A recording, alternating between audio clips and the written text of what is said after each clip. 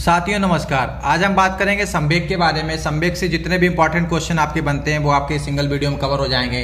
Gets ने कितने प्रकार के संवेग बताए हैं, मैकडूगल ने कितने प्रकार के संवेग बताए हैं और रॉस ने कितने संवेग बताए हैं। प्राथमिक संवेग कौन कौन से होते हैं, द्वितीयक कौन से होंगे, कृत्रिम कौन से होंगे, और जो हास है उसका संवेग क्या होगा, या भोजन की लालसा है उसका संवेग क्या होगा, ये सब बताए हैं। तो इसकी संवेग की विशेषताएं वो भी हम आपको बताएंगे। तो सीधे चलते हैं, संवेग के जो महत्वपूर्ण बिंदु हैं उनके बारे में आपसे हम बात करेंगे। तो सबसे पहले जो है संवेग है क्या चीज। भावों को व्यक्त करते समय विशेष शारीरिक लक्षणों द्वारा भावों की जो उत्पत्ति होती है उसको क्या कहते हैं, संवेग कहते हैं। फिर वुडवर्थ के अनुसार परिभाषा है, संवेग व्यक्ति की गति में अथवा आवेश में आने की जो स्थिति है उसको क्या है, संवेग कहते हैं। जेपी गिलफोर्ड ने संवेगों को 3 भागों में विभाजित किया है, 3 प्रकार के बताया है।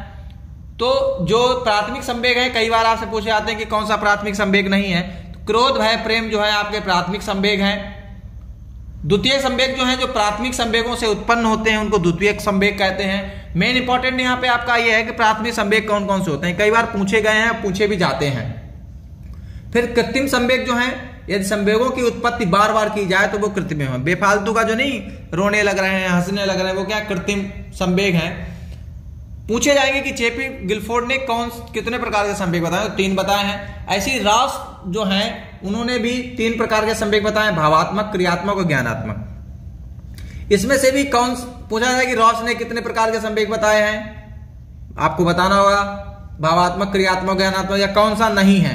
तब भी आपको उसमें कोई और दिया होगा, हो सकता है जेपी गिलफोर्ड का दे दिया हो या गेट्स का दे दिया हो। तो उसमें से क्या है, जो जेपी गिलफोर्ड का दिया हो जेपी गिलफोर्ड को होगा, रॉस के क्या है 3 है, भावात्मक, क्रियात्मक, ज्ञानात्मक। फिर हम बात करते हैं जो गेट्स ने दिए हैं। गेट्स ने 5 प्रकार के संवेग दिए हैं, भय, क्रोध, प्रेम, दया और कामुकता। इनमें से भी आपसे क्वेश्चन पूछा सकता है कि कौन सा गेट्स का नहीं है।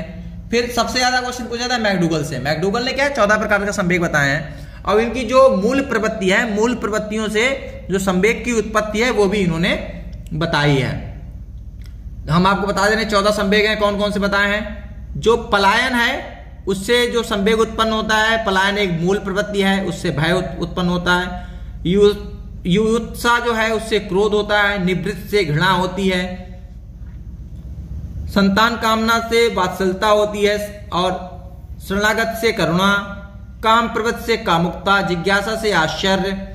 दैन्य से आत्महीनता। आत्मगौरव से आत्म अभिमान। सामुकता से एकाकीपन। भोजन लालसा से भूख। संग्रहण से अधिकार, और रचना धार्मिकता से कृत्रिम भाव। हास से आमोद। ये क्या है, आपसे पूछा जाता है कि जो भूख जो संवेग है उसकी मूल प्रवृत्ति क्या है। तो भोजन की लालसा जो है वो क्या है, भूख की मूल प्रवृत्ति है, आपको बताना होगा। फिर संवेग की हम विशेषताएं देख लेते हैं।